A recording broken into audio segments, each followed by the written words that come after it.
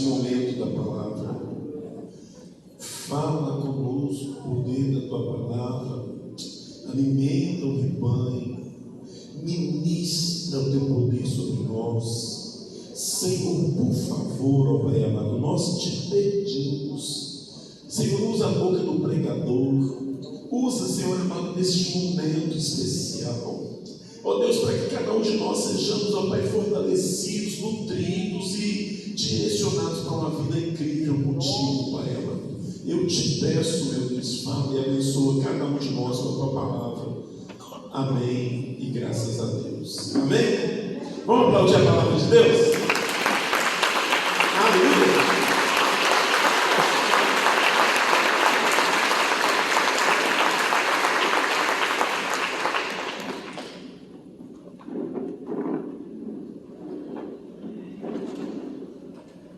Amém. Irmãos, quando Jesus está falando essas palavras aqui, ele vem de um conjunto de orientação para os seus discípulos, para as pessoas que seguiam a ele.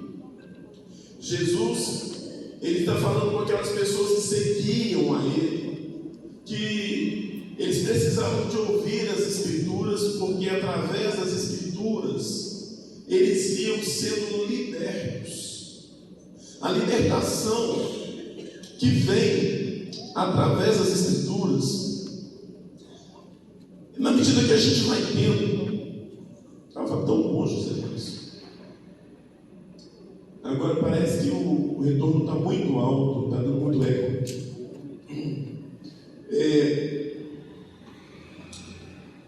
A libertação que vem pelas Escrituras, ela vem porque a gente vai recebendo orientação, ensino. Olha, preste atenção.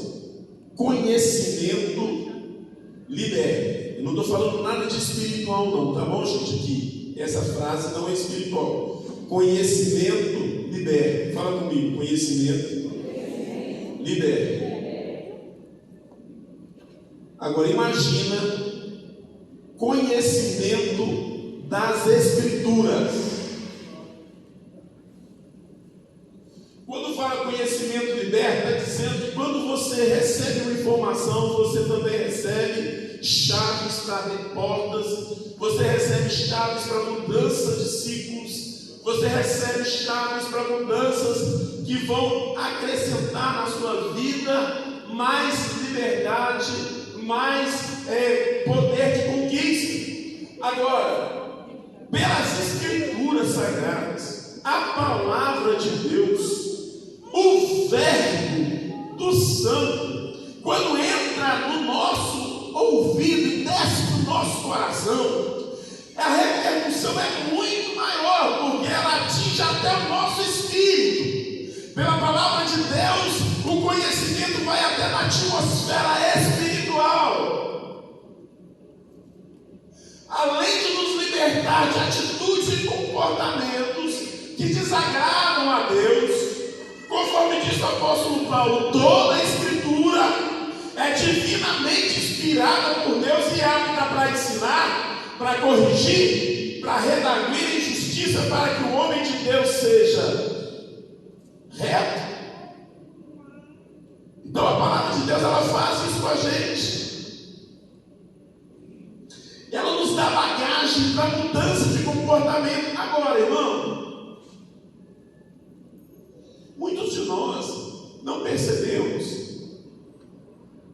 que está dentro de um contexto espiritual a falta de condição de avançarmos em algumas coisas na nossa vida. Quantas vezes a gente sente que não está avançando, que não está acontecendo as coisas, que não está crescendo?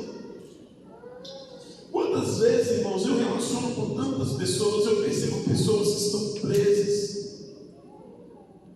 A pessoa está andando em volta, em círculo. Essa semana mesmo, uma pessoa, eu fiz um aconselhamento com um casal, e quando eu cheguei na casa daquele casal, aquela mulher me deu um abraço e falou assim: graças a Deus, agora a gente vai parar de andar em círculo, igualzinho o povo de Israel, quebrando um ciclo que impedia de avançar. Quebrando um ciclo que impedia de avançar. Tem casal que não avança no relacionamento. É um relacionamento de briga, de contendas. Uma vez, eu fui visitar um casal que já tinha tanto tempo que vivia uma atmosfera de briga, de contenda, uma loucura e tal. E aí vieram para a nossa igreja, eu fui visitar e o marido já tinha desistido do casamento. E ele falou, eu vou separar. E a mulher, irmão, pastor, então eu falei, irmã, mas você já devia ter buscado libertação há muito tempo, transformação há muito tempo. Você já devia ter buscado de Deus. O problema de vocês é espiritual, mas agora o marido já tinha desistido. Porque ele entendia que o problema era físico. Às vezes, irmão, Satanás faz investida. E é um casamento de guerra, de bagunça, de conflito. Os dois se amam tanto, mas não conseguem conviver. Como é que é isso, pastor? Os dois se amam tanto. Aí se separam, um fica chorando de lá, outro fica chorando de cá. Não consegue conviver porque às vezes, irmãos, há conflitos ali dentro, há conflitos. Satanás ele usa para nos algemar, para nos acorrentar, para pressionar a nossa vida. Áreas da nossa vida, às vezes relacionamento, às vezes é sentimento. A gente fica preso num sentimento de ódio, um sentimento de rancor, um sentimento de ressentimento. O que é isso? Você ressente. Você sentiu ódio hoje, amanhã você ressente aquele ódio. Daqui a um mês você ressente aquele ódio. Daqui a um ano você ressente aquele ódio. Você vive ressentindo aquilo. Aquilo te prendeu o seu coração, prendeu a sua alma. Você não está conseguindo mais avançar na vida em alguns aspectos. Você não quer mais relacionar com algumas pessoas. Você não confia mais porque o ressentimento prendeu o seu coração. Agora nunca mais. O problema maior é que às vezes a gente faz alianças erradas com a gente mesmo. Você já fez uma aliança errada com você mesmo? Você fala assim, eu nunca mais vou fazer isso. Aí Deus fala assim, com você daí um mês. Vai lá e faz aquilo. Não, mas eu disse que eu nunca mais vou fazer. Você fez uma aliança com quem? Com você mesmo. Uma aliança errada com você mesmo. E Deus agora chega e fala, vai lá fazer aquilo. E você, mas eu não vou. E fica aquela resistência. E fica aquela coisa. Por quê? Preso. Coração preso, sentimento preso. Prisões, irmãos, que às vezes nos prendem. Às vezes eu vejo muito crente preso. Pessoas presas nas finanças. É uma vida, irmão, que fica ali o tempo todo rodeando, e aí tenta sair, não consegue, paga, não consegue, o negócio aumenta. Não é um, não é dois, não é três, é quatro, é cinco, é muita gente que está vivendo esse torneio louco, preso, não consegue. Enquanto uma pessoa que recebe um pouquinho ali, está emprestando dinheiro, está dando dinheiro, está dando oferta. Lembro uma vez da minha vida, eu saí da Magresita, passando um aperto. Aí uma senhora aposentada da igreja recebe um salário mínimo.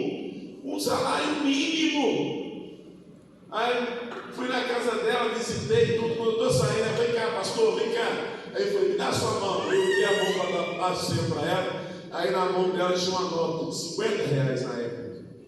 Isso há mais de 16 anos atrás. Quando eu olhei aqui, de jeito nenhum, não, pelo amor de Deus, ela falou, pastor, foi Deus que mandou. Se Deus mandou, eu te oferto e você recebe. Aí Deus falou, você não estava pedindo a bênção? Recebe. E eu fui para casa com o coração pesado e constrangido, pensando. Às vezes, irmão, prisões segura a nossa vida, os nossos pés. Todo cativeiro espiritual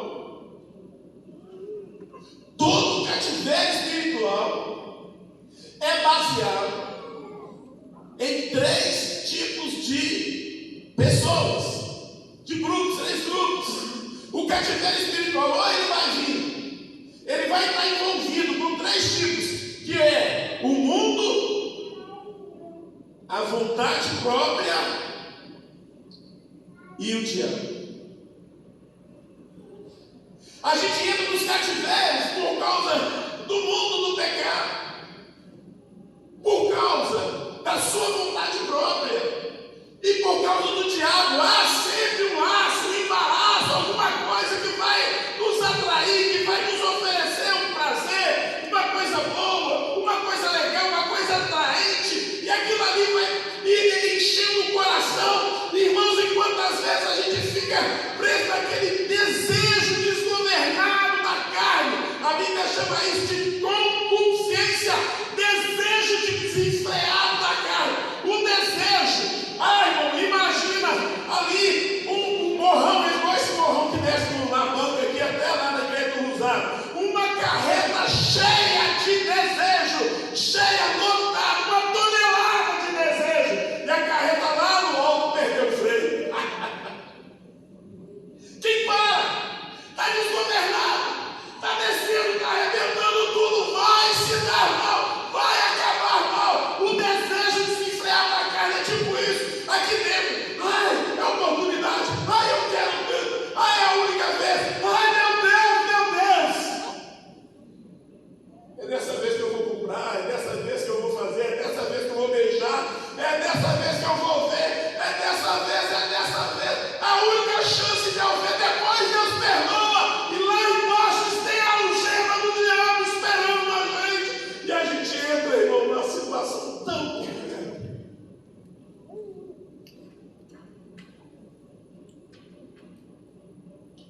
Toda prisão espiritual vem desse jeito. E prende o nosso coração. O mundo espiritual é muito mais forte que o físico. E nós, na inocência, queremos lutar com as forças físicas. E nós, na inocência, queremos resolver o trem, as coisas do problema fisicamente. Na discussão, quem grita mais alto com a mulher? Não, mas aqui em casa é eu que mando. E a mulher vai, mas eu também mando nessa casa, nessa bagaceira. Eu tenho um colega, irmão, trabalha comigo aqui na Jacarandá. Estava passando um momento financeiro tão difícil. A vida dele era uma bagunça. A mulher dele, quando estava namorando, ficou com ele e ela engravidou. E os dois faziam as coisas antes do casamento. Está entendendo? Está entendendo, sim ou não? Está fazendo. Aí casou. Uma dificuldade financeira, morava de aluguel, faltando as coisas dentro de casa e tal. E a mulher ainda cismou que não gostava mais do trem. Aí ele falou, mas antes de casar você queria um negócio, agora depois que casou você não gosta mais? Eu não gosto mais. Eu falei, meu Deus. Dizer que um dia chegou tão irritado em casa com uma raiva, gente que. E ele falou assim, quando eu chegar em casa tem que ter café. Foi lá no bule, na garrafa não tinha café. Foi no bule em cima do fogão, não tinha café. E tinha uma panela de arroz lá cozinhando em cima. E ele ficou com aquela raiva. Ele falou assim, não tem café pronto nessa casa. E a mulher, se quiser você faz.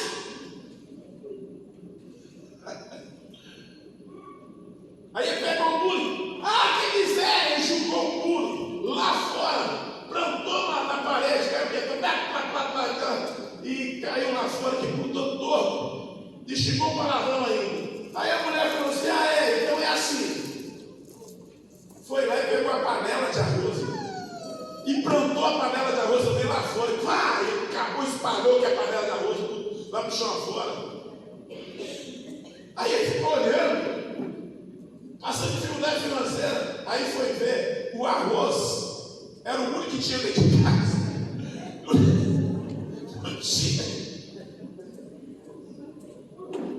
Irmão, quando o negócio é mundial e você tenta lutar com as suas forças físicas, só vai embolando. Está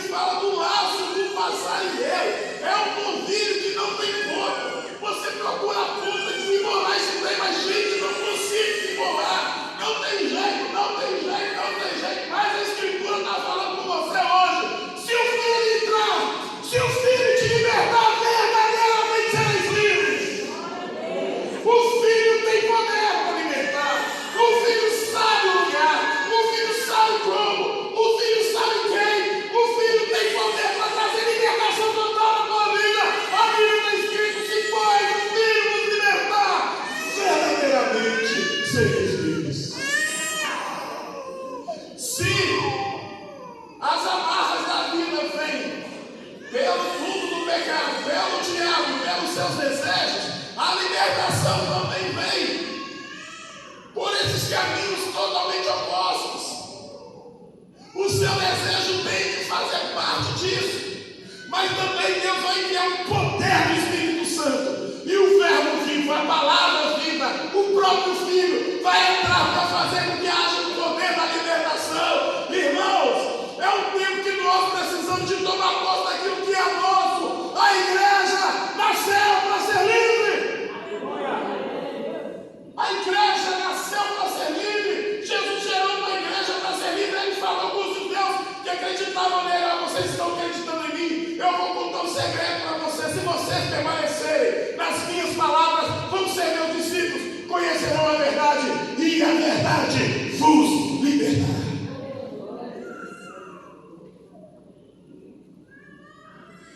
Coisas espirituais se resolvem espiritualmente.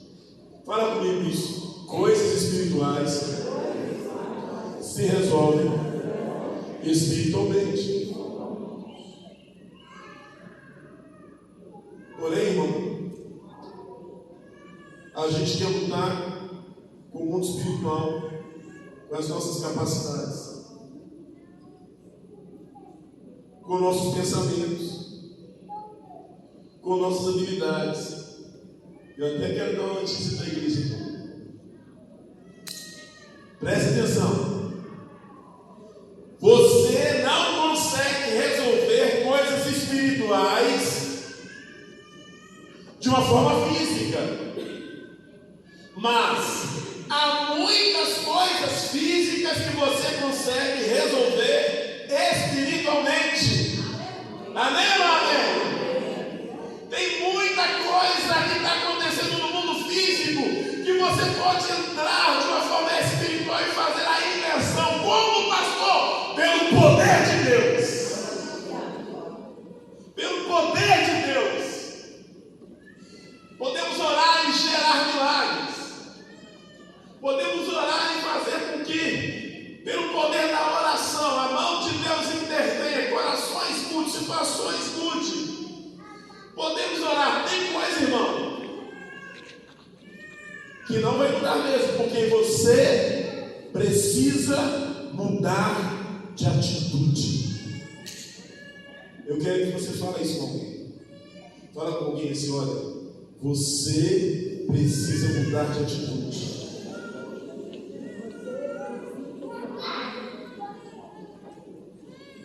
Porque ainda que Jesus entre em cena e te liberte, se não houver uma mudança de atitude, não haverá libertação. A libertação, irmãos, a primeira instância da libertação passa pelo crivo da sua vontade. Você tem que querer. Irmão, quando você entrega a sua vida para Jesus, o poder de Deus vem sobre você. Já vem uma libertação do pecado original. Você já não tem mais a culpa de Adão sobre a sua vida, porque o segundo Adão, que é Jesus, a resgatou você da culpa de Adão. E agora a jaula, a cela está aberta. Você pode sair para fora, mas eu vejo muita gente que não quer sair para fora.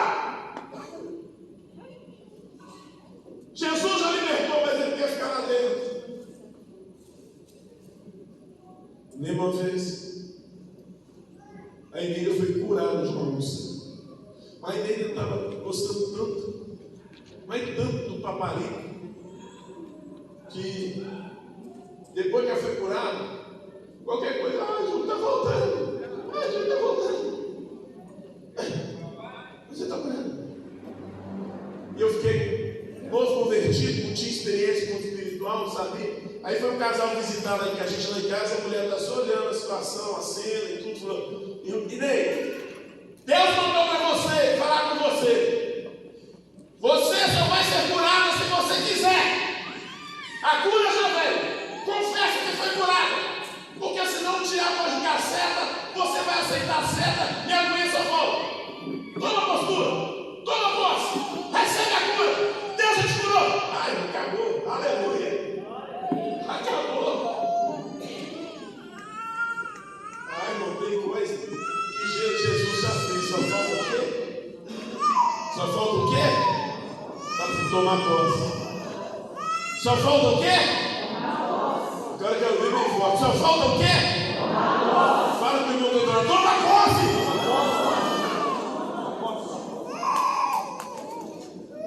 Toma posse, irmão! Toma posse! Jesus já fez! Ei! Eu quero falar com você, presta atenção! Existe um paradoxo às vezes que a gente vê. Existe um preso livre e o livre preso. Quer ver um preso? Um preso livre e um livre preso? Pilatos estava julgando Jesus. Jesus estava o quê? Preso. E Pilatos, livre. A mulher de Pilatos vai e tem um sonho e fala com ele: marido, eu sonhei com esse homem. Marido, esse homem aí é justo. Marido, você tem que libertar esse homem. E o Pilatos falou: eu tenho que libertar esse homem. E o Pilatos queria libertar Jesus. E ele falou: você é o filho de Deus. Ele falou: você disse. Você não sabe que eu tenho poder para te libertar? Nenhum poder te foi dado, se não fosse do céu. E o Pilatos tentando libertar ele, mas não podia, porque os judeus iam pegar o pé do Pilatos. E Jesus estava ali tranquilo. Jesus estava preso, mas estava livre espiritualmente, porque Jesus, ainda que estava preso, estava no centro da vontade de Deus, fisicamente preso, mas livre para a glória de Deus. E Pilatos estava preso na sua consciência. Vai e chama uma bacia e lava a mão. Irmão, lavar a mão não resolve. Falar com a esposa: não, eu já fiz meu papel, agora é com você. Não resolve. Falar com o marido: e agora? Não, o que eu podia fazer eu já fiz, agora é com você. Não resolve. Lavar a mão não resolve. Você vai ter que tomar atitude junto. Você vai ter que tomar posse. Se você está com Pilatos, se já ouviu o direcionamento de Deus, está com medo do povo, do judeu, do mundo, do diabo, do capeta, seja livre, seja livre. E toma posse daquilo que Deus está te falando. Ao outro, o Paulo, apóstolo Paulo pregando na cidade de Filipos, a Bíblia conta que ele vai e expulsa o demônio.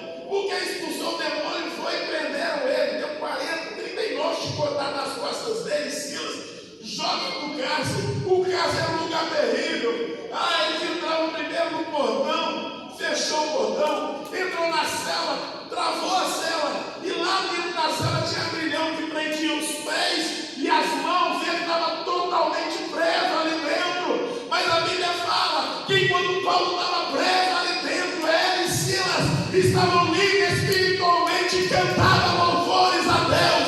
Eles adoravam a Deus, presos fisicamente, mas livres espiritualmente, presos fisicamente, mas livres para adorar a Deus. Enquanto estavam livres, aleluia, é o que eu estou te falando. Às vezes no mundo espiritual, irmão, a atitude espiritual pode trazer libertação no mundo físico. Paulo estava ali adorando, glorificando a Deus, de repente começa a tremer toda a cadeia. Os aguilhões que prendiam caíram por terra, céu se abriu, portão se abriu, e estavam livres. O carcereiro, vendo a cela tudo aberta, entrou numa algema. O cárcere do medo. Vou repetir. O cárcere do medo, do pânico, do terror. Ele entrou no cárcere. Tem gente aqui na igreja que está vivendo isso. Mas eu tenho tanto medo. Medo de quê? Não sei. Um pânico. A Bíblia fala, Salmo 91, não temerás o terror noturno, nem a seta que voa de dia, nem a peste que propaga nas trevas, e nem a mortandade que assola o meio-dia. Aonde, pastor? Debaixo do esconderijo do Altíssimo, junto com o Filho libertador.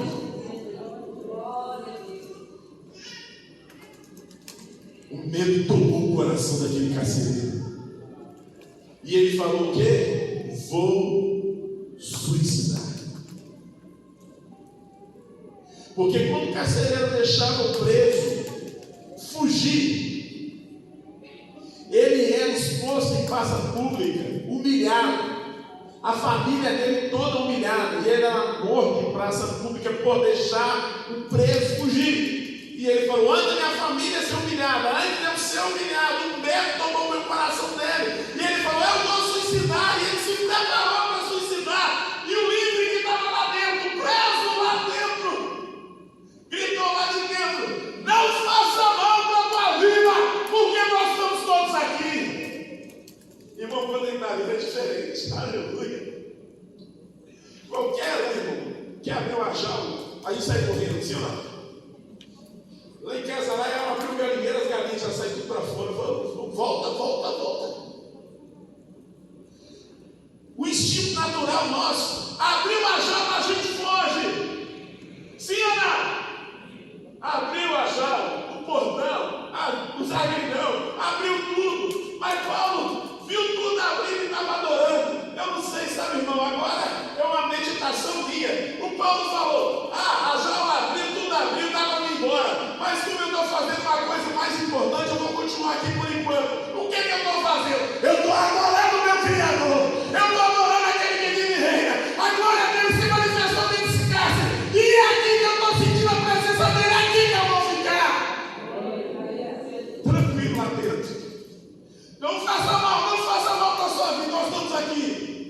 Aí o meu, vocês estão aí, está todo mundo aqui, meu filho. Creia no Senhor Jesus e será salvo tu e a tua casa. Aleluia. Creia. E o carcereiro vai então, fala: então vamos tomar um café lá em casa. Paulo vai lá e ganha a família toda para Jesus.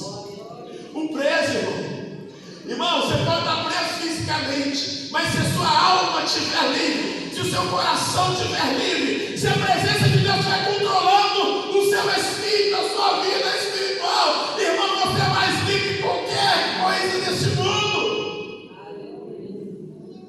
Você é mais livre. Porque a Bíblia diz: verdadeiramente. Sabe o que? Tem gente presa na pornografia. Não consegue parar de olhar pornografia. Tem gente preso nas orgias, na lascívia. Preso em tanta coisa.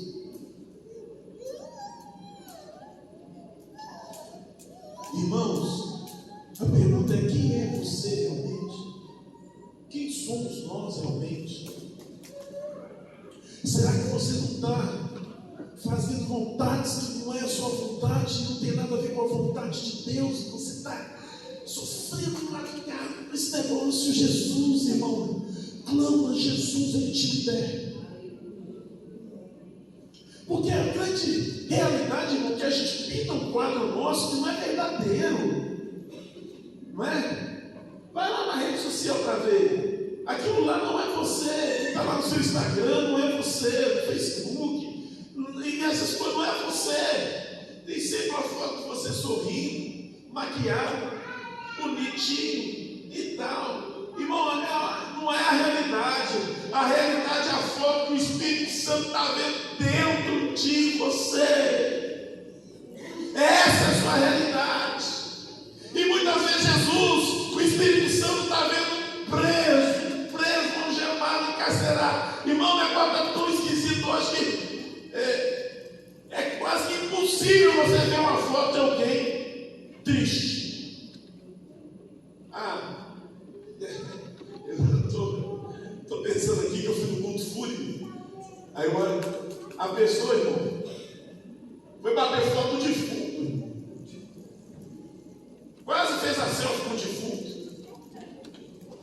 Meu Deus, o negócio agora está esquisito demais na conta. Só aparece coisa triste quando tem luto. Luto, aí vai lá e bate foto do defunto, aquele troço. Irmão, quem a gente é? Passa um cara em cima da cabeça do cara ali, o cérebro dele, a massa cefálica está lá, o sangue saindo junto com o sangue, e o pessoal vai e pula lá. Ai, vou gravar, bater foto. Quem é você? O que você está vivendo? O filho quer trazer libertação. O filho quer trazer leveza. O filho quer trazer, irmão, para isso ele veio, eu vim. Ele falou, eu vim para que tenham vida. E vida com abundância. Vida com abundância. Livre. Eu preciso ser livre para te adorar, Senhor. Livre para te cultuar, Senhor. Livre. Me liberta, me cura, me transforma. Me livra do laço do passarinheiro, da peste perniciosa. Me livra, Senhor amado, do abraço da serpente. Me livra, Senhor, dos laços do diabo. Me livra. Senhor, eu quero ser livre para te adorar. Liberta meu coração, meus sentimentos. Liberta o meu coração de tanto pensamento ruim. Liberta minha alma de tanto pensamento ruim. Me liberta de culpa, de acusação. Me liberta. Eu quero ser verdadeiramente livre para te adorar. Me liberta do pecado que está me levando para o buraco. Me liberta, Jesus. Me liberta e me faz livre. Você quer ser livre? Vamos orar. Fique em pé.